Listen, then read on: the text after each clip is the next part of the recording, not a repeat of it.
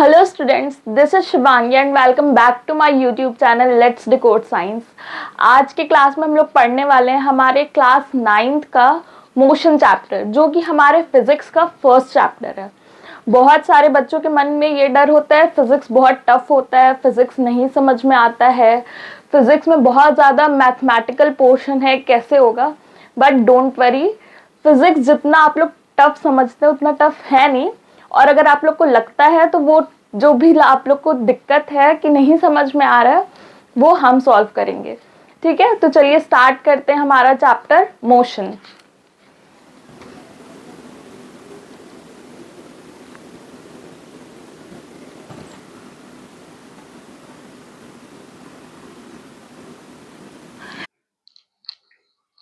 ठीक है, चलिए समझते हैं मोशन क्या होता है। मोशन का बेसिकली मतलब होता है, सिंपल सा मतलब होता है मूवमेंट। ठीक, सिंपल मीनिंग क्या होता है मोशन का? मूवमेंट। ठीक, अगर हम किसी चीज को कैसे डिफाइन करेंगे कि कोई भी चीज मोशन कर रहा है, मूवमेंट हो रहा है कि नहीं। देखिए, मोशन का मतलब क्या होता है कि टाइम के साथ हम अपना पोजीशन को चेंज करें, इसको हम लोग क्या कहेंगे? मोशन। फॉर एग्जाम्पल, अगर हम अभी यहाँ खड़े हैं और एक सेकेंड में अगर हम दूसरी जगह चले गए, ठीक, तो क्या हो रहा है? टाइम के साथ हम एक जगह से दूसरे जगह जा रहे हैं, मतलब हम अपना क्या कर रहे हैं? पोजीशन चेंज कर रहे हैं। तो इसका क्या मतलब हुआ? क्या यहाँ पे मोशन हो रहा है? यस। क्या यहाँ पे मोशन हो रहा है? यस। ठीक, क्योंकि मोशन का मतलब ही होता है कि अपना पोजीशन चेंज करना। सिंपल मीनिंग क्या होता है मोशन का? To change our position with respect to time.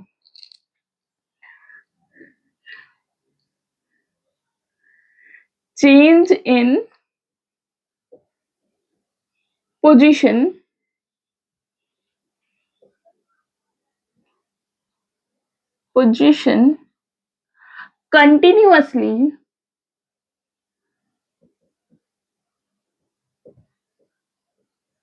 continuously with respect to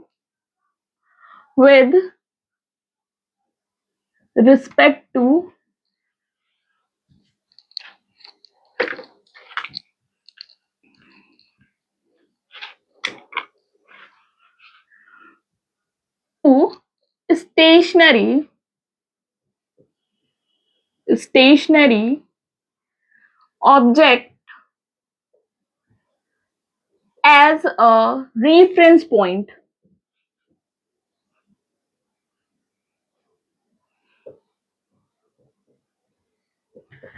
ठीक, ये पूरे लाइन का मतलब क्या हुआ?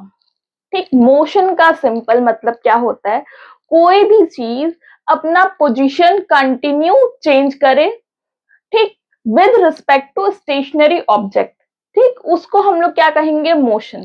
ठीक, चलिए, जैसे कि अगर हम यहाँ पे खड़े हैं, अगर हम यहाँ से चेंज अपना पोजीशन चेंज करके थोड़े दूर चले गए, ठीक, तो यहाँ से वहां जाने में क्या मेरा पोजीशन चेंज हो रहा है? यस, मेरा पोजीशन चेंज हो रहा है। तो क्या ये एक मोशन है? यस, डेफिनेटली मोशन है। फॉर एग्जाम्पल, यहाँ पे मेरे सामने एक कैमरा लगा हुआ है। अगर हम कैमरा को रेफरेंस पॉइंट माने, ठीक, हमें यहाँ पे क्या लिखा हुआ है? With respect to stationary object. Stationary object का मतलब क्या हुआ? कि ऐसा ऑब्जेक्ट जो मूव नहीं कर रहा है, अगर उसके रेफरेंस मतलब उसके पॉइंट ऑफ व्यू से देखेंगे तो क्या मेरा पोजीशन चेंज हो रहा है?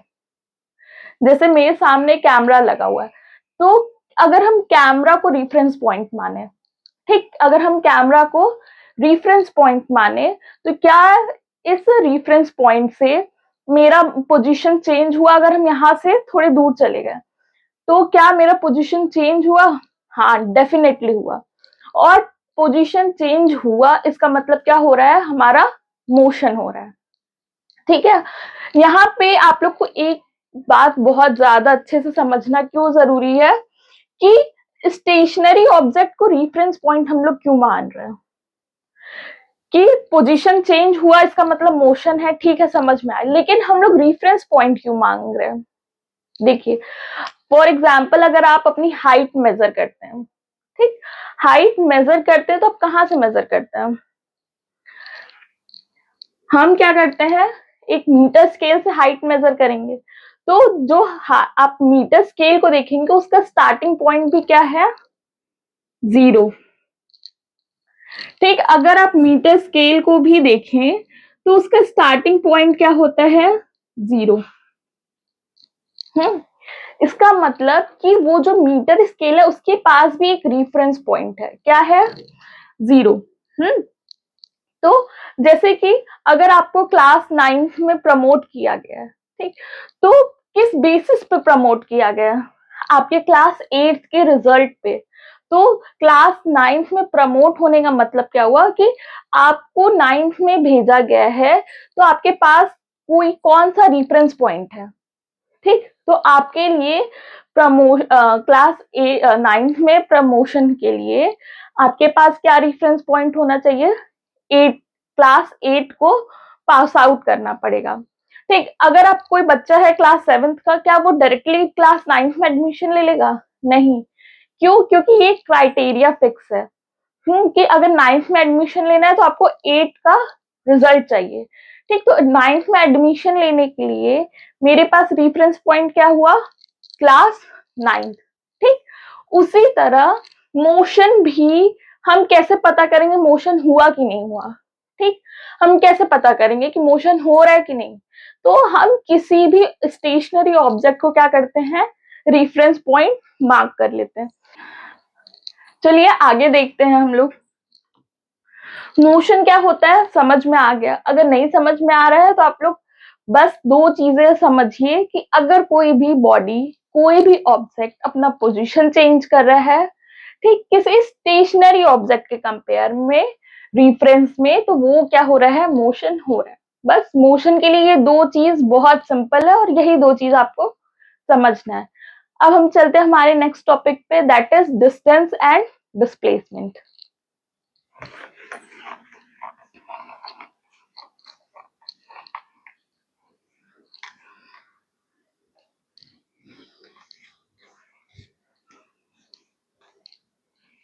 अगर आप लोग को ये स्टेशनरी ऑब्जेक्ट हम लोग क्यों रेफरेंस पॉइंट माने हैं, अगर आप लोग को नहीं समझ में आ रहा है तो इस टॉपिक से अच्छे से क्लियर हो जाएगा।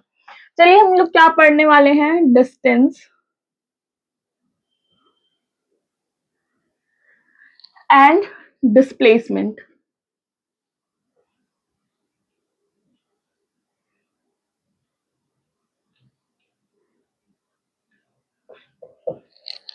ठीक, चलिए अब डिस्टेंस क्या होता है और डिस्प्लेसमेंट क्या होता है, ये दो टॉपिक में आप लोग को बहुत ज्यादा स्कूल में बहुत बच्चे बताते हैं कि इनफैक्ट जब हम लोग भी स्कूल टाइम में थे तो बहुत ज्यादा कंफ्यूजन होता था कि डिस्टेंस क्या होता है, डिस्प्लेसमेंट क्या होता है, दोनों एक ही जैसा दिखता है, बट नहीं, दोनों में बहुत मेजर डिफरेंस होता है।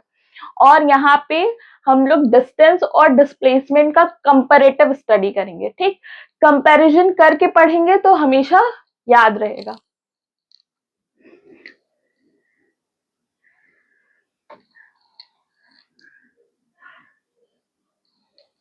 इधर हम क्या पढ़ेंगे, डिस्टेंस के बारे में, और इधर क्या पढ़ेंगे हम लोग, डिस्प्लेसमेंट के बारे में। घर से कहाँ गया, स्कूल, और उसके घर से स्कूल के बीच में कितना कितना लेंथ है, मतलब कितना दूरी है। फॉर एग्जाम्पल आप है और आपके घर से आपके स्कूल की दूरी कितनी है, 2 किलोमीटर। तो ये जो 2 किलोमीटर हम बोल रहे हैं वो क्या है, डिस्टेंस है। 2 किलोमीटर क्या है, लेंथ है, ठीक। जैसे कि 100 मीटर, 2 मीटर, 3 मीटर, 10 मीटर, ये क्या होता है, एक लेंथ होता है। सेम उसी तरीके से, ठीक, डिस्टेंस को हम लोग क्या कहते हैं, लेंथ। डिस्टेंस में हम लोग क्या मेजर करते हैं, लेंथ को मेजर करते हैं, ठीक। जैसे कि आपके घर से आपका स्कूल कितने दूरी पे है, 2 किलोमीटर। ये जो 2 किलोमीटर हम बोल रहे हैं ये क्या है, लेंथ। और 2 किलोमीटर का मतलब क्या हुआ, हम किसकी बात कर रहे हैं यहाँ पे, डिस्टेंस की बात कर रहे हैं, ठीक। लेकिन अगर डिस्प्लेसमेंट को देखें तो डिस्प्लेसमेंट भी क्या होता है, लेंथ होता है। बट अगर डिस्टेंस भी लेंथ होता है, डिस्प्लेसमेंट भी लेंथ होता है, तो हम ये दोनों अलग अलग क्यों पढ़ रहे हैं, एक ही में तो पढ़ सकते हैं, दो अलग अलग नाम देने का क्या मतलब हुआ। ठीक, अब देखिए डिस्टेंस हमें डायरेक्शन नहीं बताता है, डिस्टेंस हमें डायरेक्शन नहीं बताता है, बट जैसे कि हम आपसे बोले कि आपके घर से आपका स्कूल 2 किलोमीटर दूर है, तो हम किसके बारे में बात कर रहे हैं, किस चीज के बारे में बात कर रहे हैं, डिस्टेंस के बारे में। बट अगर हम वहीं पे ये बात बोलें कि आपके घर से आपके स्कूल के बीच में 2 किलोमीटर है, 2 किलोमीटर की दूरी पे, बट आपके घर से वेस्ट डायरेक्शन में है। ठीक, आपके घर से हम कौन से डायरेक्शन में 2 किलोमीटर जाएं, राइट लेफ्ट, मतलब नॉर्थ साउथ ईस्ट वेस्ट, कौन से डायरेक्शन में 2 किलोमीटर जाएं। फॉर एग्जाम्पल ये आपका घर है, हम तो बोल दिए कि आपके घर से आपका स्कूल क्या है, 2 किलोमीटर की दूरी पे है। ठीक, 2 किलोमीटर की दूरी पे है, बट कौन से डायरेक्शन में, हम आपके घर से निकले, मेरे चारों तरफ क्या है, एक रोड इधर जा रही है, एक रोड इधर जा रही है, एक रोड इधर सामने जा रही है, हम कौन से रोड पे 2 किलोमीटर जाएं कि हमको स्कूल पहुंच जाए, मतलब हम स्कूल पहुंच जाए। ठीक, तो जो डिस्टेंस होता है वो सिर्फ लेंथ बताता है, बट अगर हम वहीं बोले कि आप अपने घर से 2 किलोमीटर वेस्ट डायरेक्शन में जाएंगे तो आपका स्कूल आ जाएगा। ठीक, यहाँ पे हम क्या किए, लेंथ के साथ साथ क्या ऐड कर दिए, डायरेक्शन। क्या कर दिए, लेंथ के साथ क्या ऐड कर दिए हम यहाँ पे, डायरेक्शन। बस यही डिफरेंस होता है डिस्टेंस और डिस्प्लेसमेंट में, दोनों लेंथ ही बता रहे हैं। हम अभी भी ये कह रहे हैं कि 2 किलोमीटर, आपके घर से आपका स्कूल 2 किलोमीटर दूर है, और हम सेकंड केस में भी क्या कह रहे हैं, आपके घर से आपका स्कूल 2 किलोमीटर ही दूर है, बट इन वेस्ट डायरेक्शन। ठीक, जहां पे डायरेक्शन आएगा इसका मतलब क्या होता है, हम किस चीज के बारे में बात कर रहे हैं, डिस्प्लेसमेंट के बारे में। और जहां पे बेसिकली हमें सिर्फ क्या दिया होगा, लेंथ, तो वहां पे आपको क्या समझना है, हम किसके बारे में बात कर रहे हैं, डिस्टेंस के बारे में। ठीक है, अगर एग्जाम में क्वेश्चन पूछता है कि आप बताइए कि कोई बॉय है और वो साउथ डायरेक्शन में जा रहा है 3 किलोमीटर, तो ये जो 3 किलोमीटर साउथ डायरेक्शन में जा रहा है ये डिस्टेंस है या डिस्प्लेसमेंट। ठीक, तो जो जहां पे डायरेक्शन मेंशन होता है उसको हम लोग क्या कहते हैं, डिस्प्लेसमेंट। ठीक है, चलिए पहला पॉइंट क्लियर हुआ। ठीक, यही फायदा होता है कंपैरिजन करके पढ़ने में, डिस्टेंस में सिर्फ लेंथ की बात करते हैं, डिस्प्लेसमेंट में लेंथ के साथ साथ डायरेक्शन ऐड कर देते हैं। एग्जाम्पल, एग्जाम्पल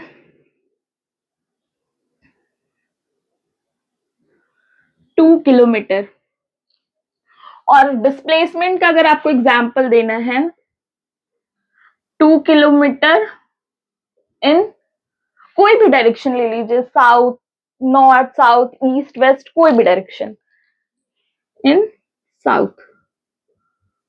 ठीक, समझ में आया। अब चलिए सेकंड पॉइंट देखते हैं, डिस्टेंस को हम लोग क्या कहते हैं, स्केलर क्वांटिटी। अब स्केलर और वेक्टर क्या होगा, स्कूल में बहुत बार हम सुने होंगे कि डिस्टेंस स्केलर क्वांटिटी है, डिस्प्लेसमेंट वेक्टर क्वांटिटी है। ठीक, अब देखिए जो स्केलर क्वांटिटीज होती हैं वो हमें डायरेक्शन नहीं बताती हैं। ठीक, आगे हम स्पीड और वेलोसिटी भी पढ़ेंगे। ठीक, तो हम उसमें कैसे आइडेंटिफाई करेंगे कौन हमारा स्केलर क्वांटिटी है और कौन हमारा वेक्टर क्वांटिटी है। ठीक, स्केलर क्वांटिटी हम उसको कहते हैं जो हमें मैग्नीट्यूड के साथ साथ, ठीक, मैग्नीट्यूड के साथ साथ क्या दे, डायरेक्शन दे, उसको हम लोग क्या कहते हैं, वेक्टर क्वांटिटी। और ऐसे ऐसे क्वांटिटीज जो हमें सिर्फ और सिर्फ मैग्नीट्यूड बताएं उसको हम लोग क्या कहते हैं, स्केलर क्वांटिटी।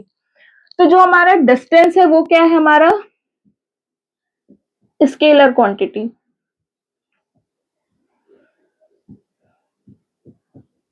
बट जो हमारा डिस्प्लेसमेंट है इसको हम लोग क्या कहेंगे, वेक्टर क्वांटिटी। क्या कहेंगे, वेक्टर क्वांटिटी। रीजन क्लियर है, क्यों स्केलर कह रहे हैं, क्यों वेक्टर कह रहे हैं। स्केलर हमें क्या बताएगा, बिकॉज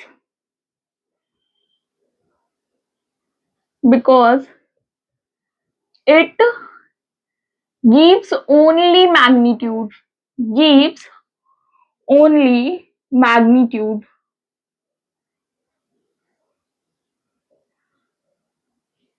बट हम डिस्प्लेसमेंट को वेक्टर क्वांटिटी क्यों कह रहे हैं, क्योंकि because it gives magnitude with direction,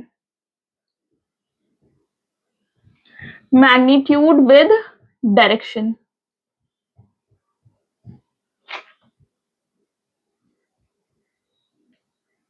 ठीक, यहाँ पे आपका 2 पॉइंट और क्लियर हो गया कि स्केलर क्या होता है और वेक्टर क्या होता है।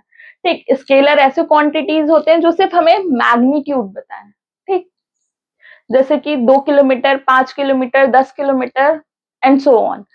और हमारा जो वेक्टर क्वांटिटी होता है वो क्या करता है, मैग्नीट्यूड के साथ साथ हमें क्या बताता है, डायरेक्शन। तो आप यहाँ पे हम लोग क्या पढ़ रहे थे, डिस्प्लेसमेंट हमें क्या देता है, लेंथ, मैग्नीट्यूड के साथ साथ डायरेक्शन भी देता है। ठीक, इसलिए डिस्प्लेसमेंट हमारा क्या होगा, वेक्टर क्वांटिटी। ठीक, चलिए आगे देखते हैं। Third and most important, displacement can not be zero, sorry, distance travelled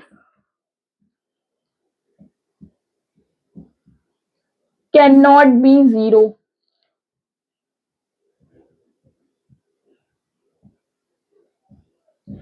ये one of the most important point है कि डिस्टेंस जीरो नहीं हो सकता है, बट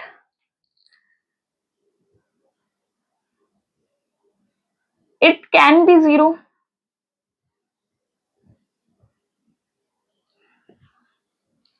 ठीक, इट कैन बी जीरो।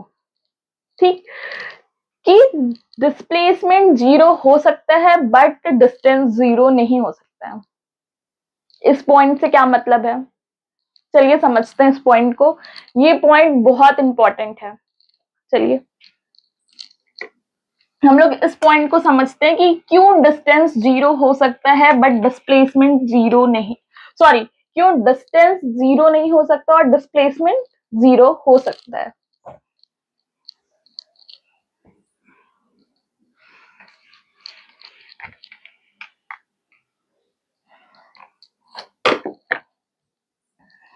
क्या था हमारा, it can not be zero.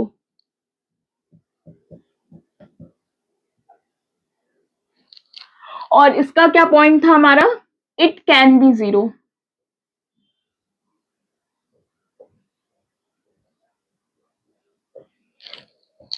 ठीक, हम ये पॉइंट समझने से पहले एक पॉइंट हम आपको समझाते हैं। ये पॉइंट समझने से पहले हमें एक पॉइंट और समझना है, पॉइंट फोर्थ हम पहले समझते हैं कि इट टेल्स अबाउट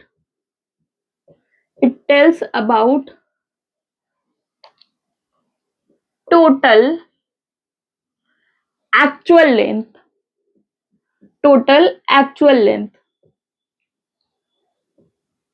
ठीक, पॉइंट जो हमारा 3 है हम उसको अभी समझेंगे, पर पहले हम पॉइंट 4 समझ लेते हैं। पॉइंट 4 समझ लेंगे तो पॉइंट 3 इजिली हमें समझ में आ जाएगा। ठीक, तो पॉइंट 4 हमारा क्या है, और आप लोग जब इसका नंबरिंग करिएगा तो इसको ऊपर कर दीजिएगा और पॉइंट 3 को फोर्थ पे लिख दीजिएगा। ठीक, क्या है, it tell about the actual length but it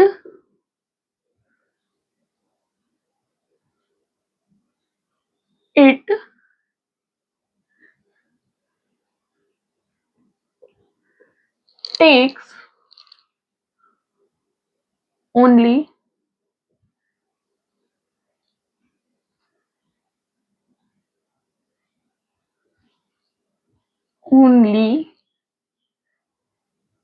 initial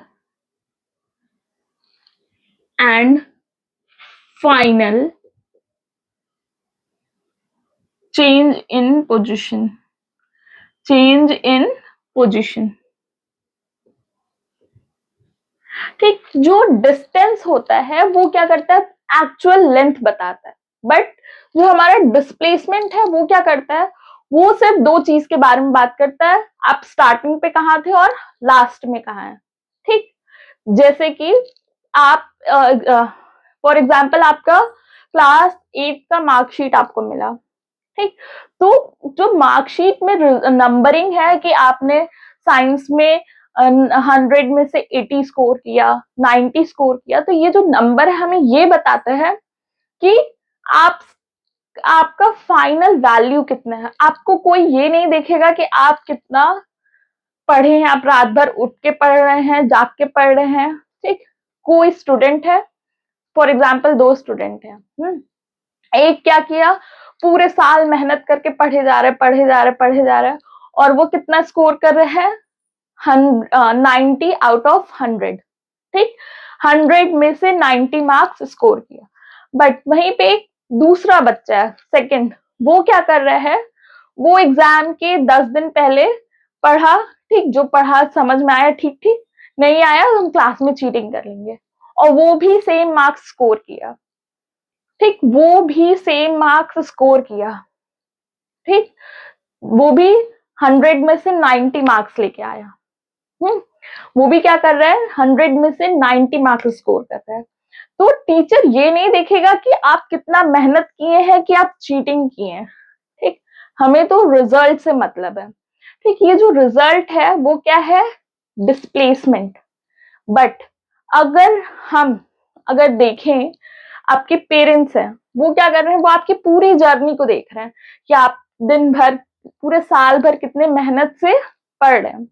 तो जो पूरी जर्नी है वो क्या है, हमारा डिस्टेंस, और जो फाइनल रिजल्ट है वो क्या है, डिस्प्लेसमेंट। चलिए एग्जाम्पल से समझते हैं।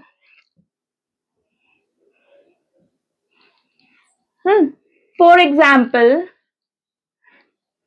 यहाँ पे क्या है, एक स्टूडेंट रहता है, ये स्टूडेंट का क्या है, घर। ठीक, ये क्या है, स्टूडेंट का घर।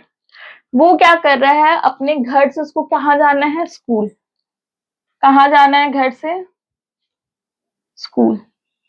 ठीक है, अब वो क्या करेगा, अपने घर से निकला, पहुंचा पॉइंट ए, बी एंड सी, ये 3 पॉइंट्स हैं। ठीक, वो अपने घर से निकला, ठीक, कहाँ पहुंचा, पॉइंट ए पे।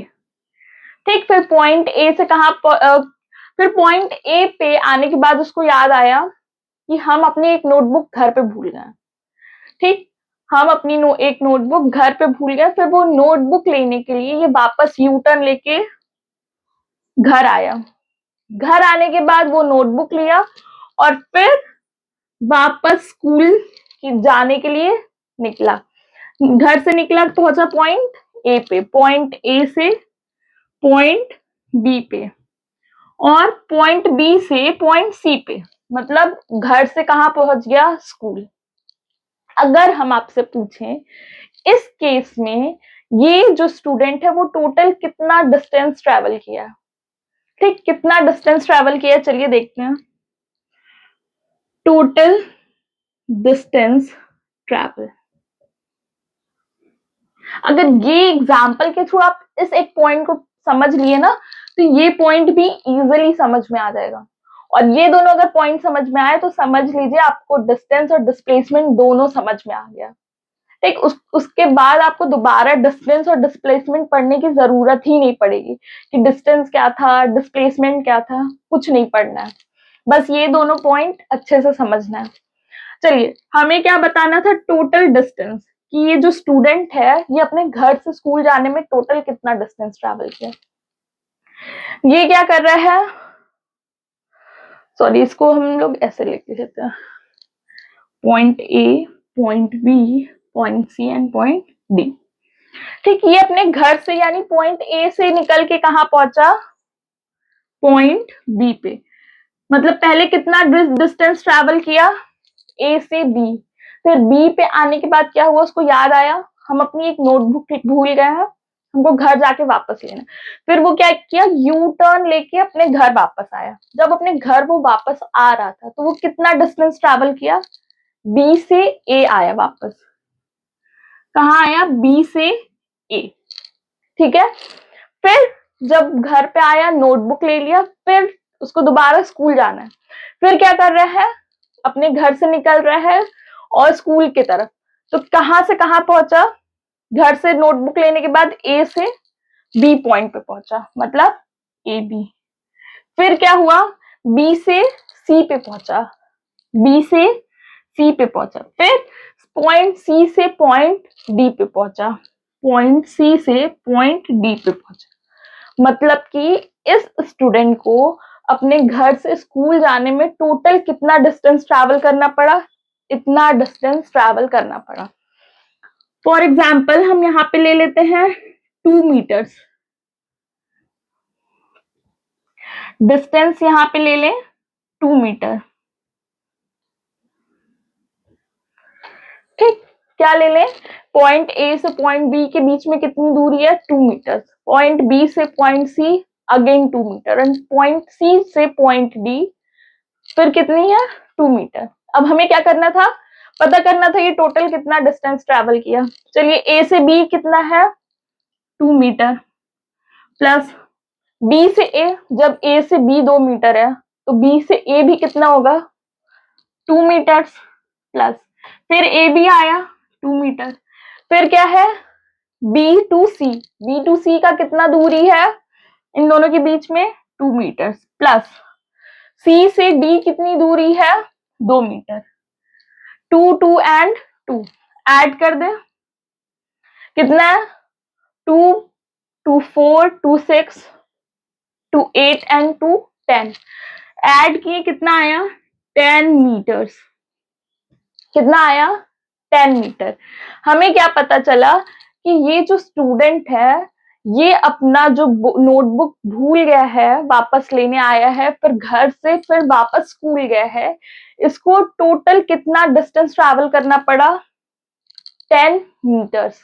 ठीक, अब चलिए, ये तो डिस्टेंस समझ में आ गया कि ये 10 मीटर ट्रैवल किया। हम इसको थोड़ा सा रब कर रहे हैं। अब हम क्या समझेंगे, डिस्प्लेसमेंट। डिस्टेंस हमारा कितना आया था, 10 मीटर्स। ठीक, अब हम कहा आ जाते हैं वापस से डिस्प्लेसमेंट पे। ठीक, डिस्प्लेसमेंट हमें क्या बताता है, हम क्या बात कर रहे थे, रिजल्ट बताता है। उसे कोई मतलब नहीं है आप क्या किए क्या नहीं किए, अगर आप पहुंचे तो ठीक ठीक, नहीं पहुंचे तो कोई बात नहीं। ठीक, डिस्प्लेसमेंट क्या कर रहा है, वो क्या करेगा, इनिशियल पॉइंट चेक करेगा और फाइनल पॉइंट चेक करेगा। ठीक है, कि आपकी जर्नी में आप क्या क्या किए। ठीक, हम सिर्फ क्या करेंगे, 2 पॉइंट लेंगे कि आप स्टार्टिंग में कहाँ थे और एंड पे कहाँ थे। स्टार्टिंग और एंड के बीच में आप क्या क्या कर रहे हैं हमको उससे कोई मतलब नहीं है।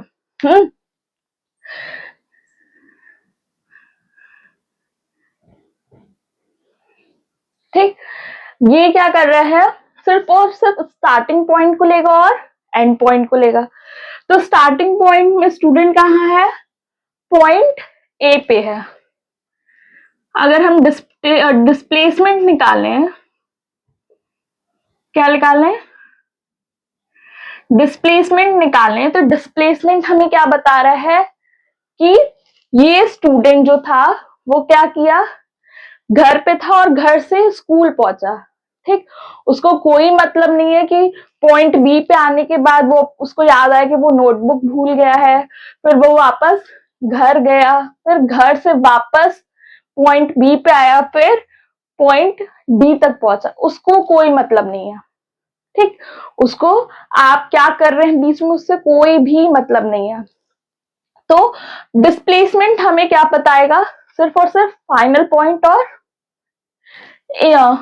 एंड पॉइंट, इनिशियल पॉइंट और final point.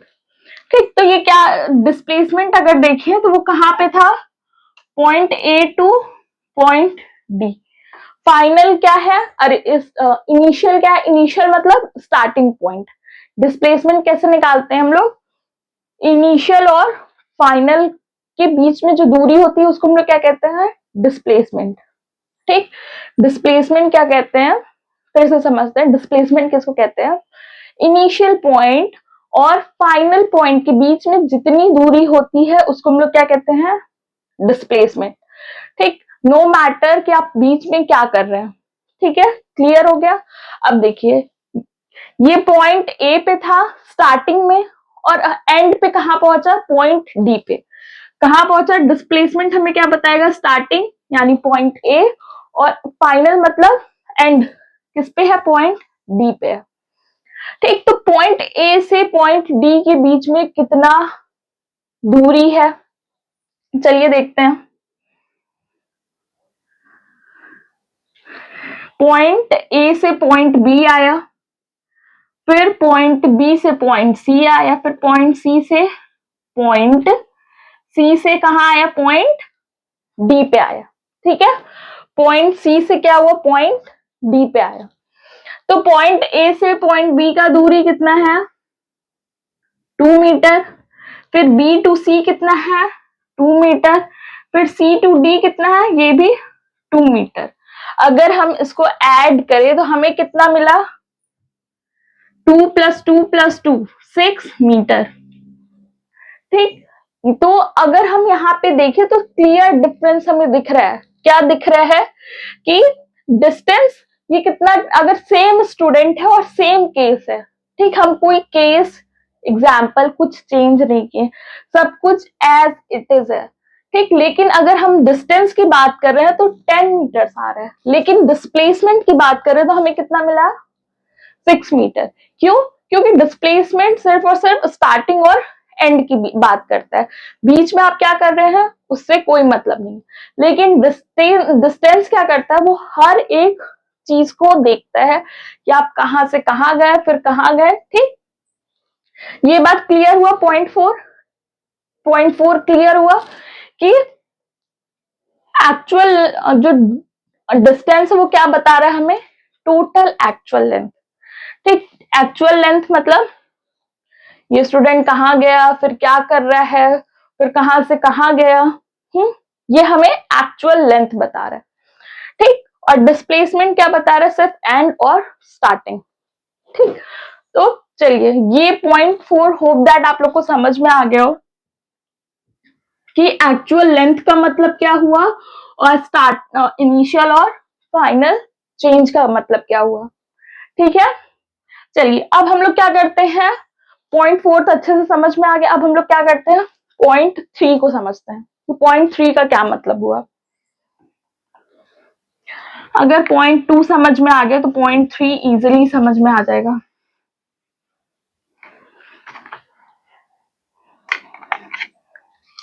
A to D कितना आया था हमारा, 6 मीटर। ठीक है,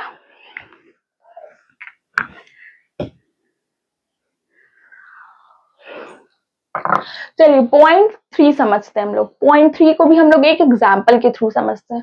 पॉइंट 3 हमसे क्या बोल रहा है, डिस्प्लेसमेंट 0 नहीं हो सकता।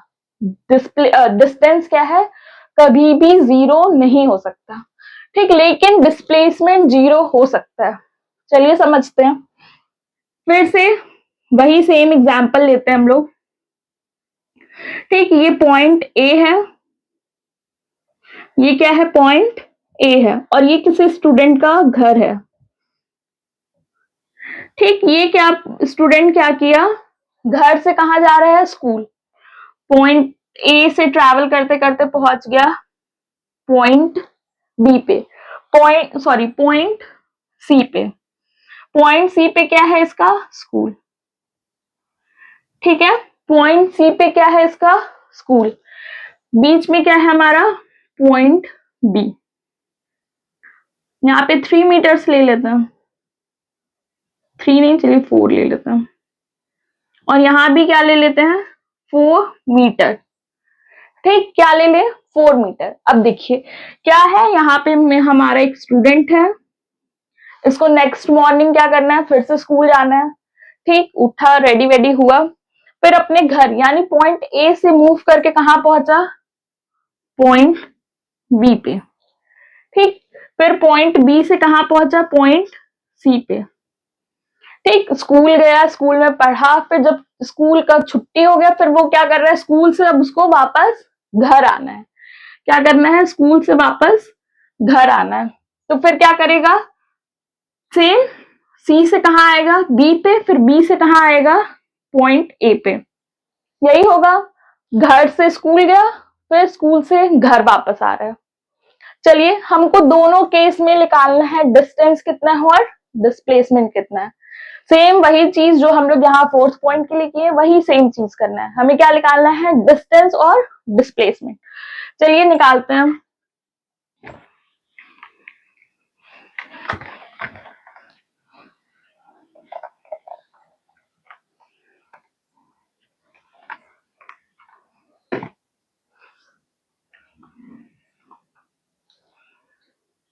एग्जाम्पल,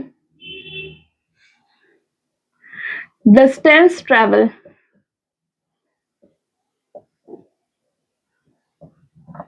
अगर डिस्टेंस ट्रेवल की बात करें, हमें क्या करें, पहले हम डिस्टेंस चेक करें। तो डिस्टेंस कैसे हमें पता चलेगा, ये क्या कर रहा है, तो चलिए निकालते हैं। क्या कर रहा है ये स्टूडेंट, पहले पॉइंट ए से कहाँ गया, पॉइंट बी पे, फिर पॉइंट बी से पॉइंट सी पे, फिर स्कूल में पढ़ाई वढ़ाई किया, फिर पढ़ाई करने के बाद जब छुट्टी हुआ तो वापस उसको घर जाना है। तो क्या किया, पॉइंट सी से पॉइंट बी पे आया। कहाँ आया, पॉइंट सी से पॉइंट बी, फिर पॉइंट बी से कहाँ पहुंच गया, पॉइंट ए। पॉइंट बी से कहाँ पहुंच गया, पॉइंट ए। ठीक, मतलब कि टोटल स्कूल से घर जाने में ये स्टूडेंट इतना ट्रैवल किया है डिस्टेंस। तो ए से बी के बीच में कितना गैप, कितना डिस्टेंस, 4। बी टू सी के बीच में कितना, 4। फिर सी वापस घर आ रहा है, कहाँ, कितना डिस्टेंस है, C to B. C to B के बीच में भी कितना दूरी, 4। फिर बी टू ए, फिर कहाँ आ रहा है, B to A. B to A के बीच में भी कितना दूरी, 4। ठीक, चलिए ऐड कर लेते हैं। 4 प्लस 4 8, 8 प्लस 4 12, 12 प्लस 4 16, 16 मीटर। ये स्टूडेंट क्या किया, घर, स्कूल से घर जाने में और घर से वापस स्कूल आने में टोटल 16 मीटर ट्रैवल किया। बट अगर हम डिस्प्लेसमेंट की बात करें, तो क्या होगा, ये स्टूडेंट क्या कर रहा है, डिस्प्लेसमेंट की बात करें तो डिस्प्लेसमेंट हम अभी क्या पढ़े हैं थोड़ी देर पहले, डिस्प्लेसमेंट सिर्फ 2 चीज के बारे में बात करता है। क्या, स्टार्टिंग और एंड, इनिशियल पॉइंट और फाइनल पॉइंट। ठीक, इनिशियल एंड फाइनल पॉइंट।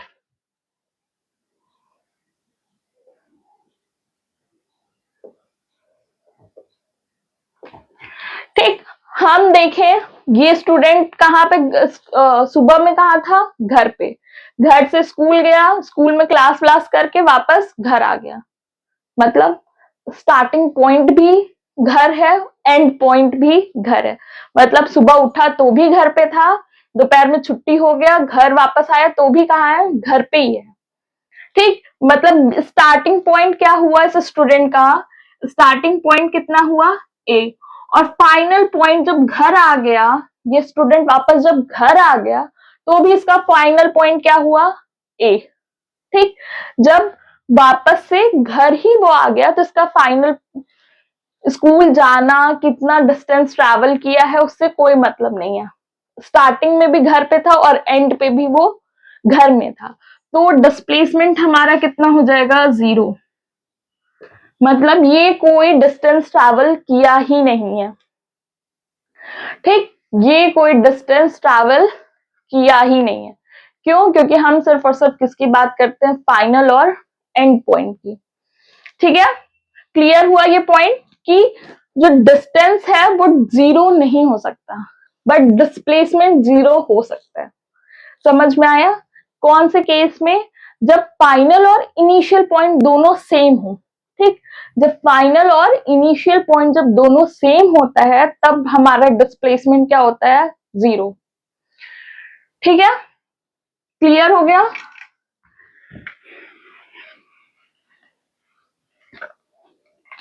तो इसके लिए क्या कंडीशन है, कब हमें डिस्प्लेसमेंट 0 मिल रहा है, हमें कब डिस्प्लेसमेंट 0 मिल रहा है, when initial and final point is same, final point is same। ठीक है, क्लियर हुआ क्या कि डिस्टेंस हमारा एक्चुअल लेंथ होता है, बट डिस्प्लेसमेंट सिर्फ और सिर्फ फाइनल और इनिशियल की इनिशियल और फाइनल की बात करता है। अगर कोई किसी भी चीज के बारे में हम बात करें, उसका इनिशियल और फाइनल पॉइंट सेम है, उस कंडीशन में हमारा डिस्प्लेसमेंट क्या होगा, 0। फॉर एग्जाम्पल हम मार्केट गए, घर से कहाँ गए, मार्केट, मार्केट में खूब ढेर सारा ट्रैवल किया, फिर मार्केट से वापस घर आ गए। तो इस केस में हम डिस्टेंस हमारा 0 नहीं होगा, डिस्टेंस हम क्या करेंगे, सब ऐड करेंगे कि हम यहाँ से मार्केट गए फॉर एग्जाम्पल 2 किलोमीटर, फिर वहां पे सब शॉपिंग वॉपिंग किया 1 किलोमीटर, ठीक, फिर वापस मार्केट से घर आए, फिर अगेन 2 मीटर प्लस करेंगे, तो डिस्टेंस हमारा कितना हो जाएगा, 2 + 1 + 2 5 किलोमीटर, बट डिस्प्लेसमेंट क्या होगा, 0। क्यों? क्योंकि आप शुरू में भी घर पे थे, मार्केट से घूम के आके भी आप घर पे हैं, तो आपका डिस्प्लेसमेंट कितना हुआ, 0। ठीक, अगर आगे देखें हम लोग,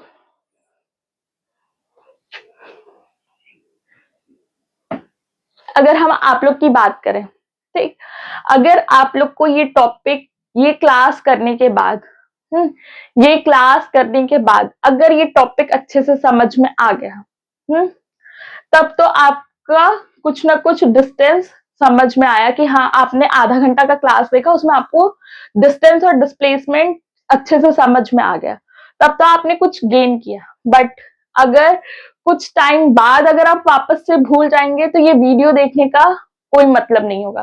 पहले भी आपको डिस्टेंस और डिस्प्लेसमेंट नहीं समझ में आया था, कुछ टाइम बाद आप भूल गए, फिर भी आपको डिस्टेंस और डिस्प्लेसमेंट नहीं समझ में आया, तो आपका टोटल डिस्प्लेसमेंट कितना हुआ, 0।